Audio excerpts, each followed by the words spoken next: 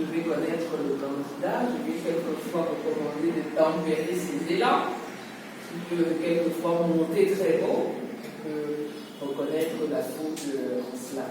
Donc on a commencé avec ce sujet-là. On avait du mal à préciser parce que quelque part au départ, on avait un débat terminologique.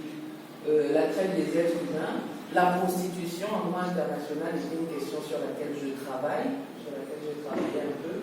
Donc on hésitait un petit peu. Je crois qu'il s'est positionné très clairement pour traiter de la traite des êtres humains en droit africain. En vertu du prisme africain, c'était son choix. Je l'ai accompagné. Je peux admirer la constance du travail, qui était une constance. C'est un cheminement qui a été, je ne dirais pas classique, pas linéaire. Bon, il avait du mal à rentrer dans le travail, mais quand il s'y est mis, il s'y est bien mis. Donc je peux le féliciter pour ça et lui souhaiter une excellente suite, que ce soit dans la vie ou sur le plan académique. Maintenant, sur le travail en lui-même, comme je vous dis, au-delà des tergiversations sémantiques, je me rends compte, quand je vois ce travail, dont j'avais un peu oublié la quintessence, que l'étudiant était à la limite plus discipliné dans son travail qu'il ne l'a été dans ses rapports avec moi.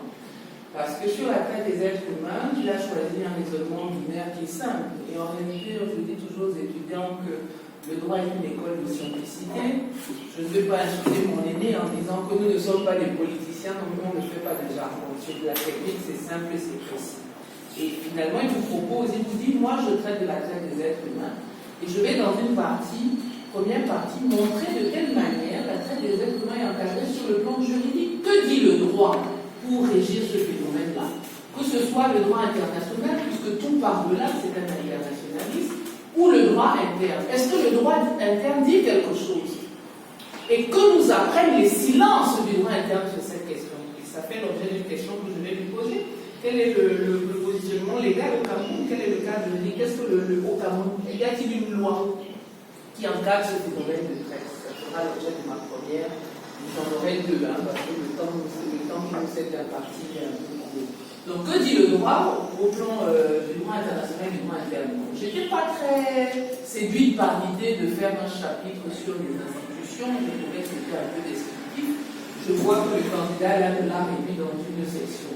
Mais surtout, et le professeur Guillet ne va pas me contredire, il fait un peu de droit pénal, puisqu'il va dans le fond du problème, et il voit avec un peu un regard de pénalisme. Lorsqu'on est internationaliste, on peut faire toutes sortes de droits, soyez-en convaincus, pour traiter des infractions couvrant les faits de traite. Bon, il a choisi, là encore, un diptyque un peu simpliste, mais comme je dis, la simplicité vaut mieux que des choses alambiquées qui n'ont pas de sens. Donc, il parle des infractions générales et des autres infractions. Donc voilà pour la première partie. Ensuite, sa réflexion, c'est de dire, bon, maintenant j'ai étudié le cadre juridique de ce phénomène des traites d'êtres humains en établissant des nuances entre l'esclavage, la prostitution, l'exploitation sexuelle, parce qu'il y a des nuances très, très précises qui figurent, je crois, dans l'introduction de ce travail. Et comment ce régime juridique est-il mis en œuvre? En fait, finalement, ce travail tourne autour de l'effectivité.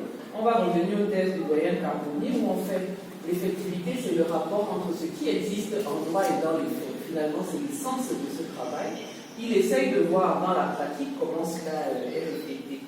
Et il nous dit, bon avec un titre du chapitre 1 qui reste un peu poétique, je ne vais pas faire de la poésie quand on fait du droit, le difficile dépassement des pratiques coutumières néfastes. En fait, il veut juste vous montrer les contraintes qui pèsent sur l'encadrement juridique. Il le montre, je crois qu'il le fait bien. Le dernier chapitre, il a choisi de faire des recommandations. En tant que juriste, je suis en général peu favorable à des chapitres sur les recommandations parce qu'on n'est pas dans un rapport des Nations Unies, ou ailleurs. Et je crois que ce n'est pas forcément l'objet d'un travail de recherche de recommander. Mais je crois qu'il a défendu son idée en le disant c'est un travail sur lequel, grâce auquel il voulait ouvrir des portes sur l'avenir, et puis il voulait en parler dans son chapitre 2. Il a bien argumenté, donc comme je dis, ce travail est le sien. Il a essayé de proposer ce cadre juridique qui est quand même lacunaire, il faut le dire très clairement, comment on peut le renforcer. Je vais finir en posant une deuxième question. On parle de phénomène de traite des êtres humains, vous avez évoqué l'exploitation sexuelle. Avez-vous entendu parler des femmes de réconfort? quel lien faites-vous entre les femmes de réconfort et ce qui s'est passé avec les lycéennes de Chibok, qui certains sont rentrés chez leurs parents, mais vous savez que plus de la moitié restent détenues, et sont sans aucun doute exploités, notamment à des fins sexuelles, même s'il y a autre chose derrière. Donc, quelles sont les femmes de réconfort? Qu'est-ce que c'est une femme de réconfort? Et quel est le parallèle, l'analogie que vous pouvez établir avec ce phénomène contre nous et qui est lié à quoi? Ce sera tout, Monsieur le Président, je vous remercie. Merci, chers collègues. Alors, vous avez la parole pour réagir. Merci, Monsieur le Président. Merci, Madame le rapporteur. Relativement à la question, y a-t-il une loi qui encadre ce phénomène? Effectivement, en 2011, l'État camerounais a eu adopté une loi portant la question de la traite des êtres humains au Cameroun.